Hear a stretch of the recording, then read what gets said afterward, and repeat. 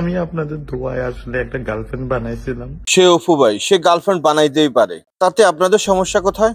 আমার গার্লফ্রেন্ড যখন দেখে যে আমাকে মানুষ গালাগালি করে, কেউ যদি কাউকে গালাগালি করে তাইলে মানুষ শুনে, দেখে না। তবে হ্যাঁ, এর গার্লফ্রেন্ড হয়তো ফেসবুক ইউটিউবে দেখছে। তখন সে আমাকে বলে যে আমি তোমার সাথে নাই, আমি তোমাকে ছেড়ে দিচ্ছি। আরে বেচারা, ফোলারা মাইয়া করে ছাড়ে, আজকে মাইয়ারা ফোলা করে তো ছাড়তেছে। সেও আমাকে চলে গেছে। আমি ভাবছিলাম যে একটা বিয়ে করব, এটা বড়ই আফসোসের কথা, বেচারা ভাবতে ভাবতে মাইয়া ছাড়ি চলে গেছে। কিছুদিনের ভিতরে এই বিয়েটা করে নিব ওরে। এটা বড়ই দুঃসংবাদ, 2-3 দিনের মধ্যে বেচারা বিয়েটা করতে পারলো না, এর ফাঁকে ছাড়ি চলে গেছে।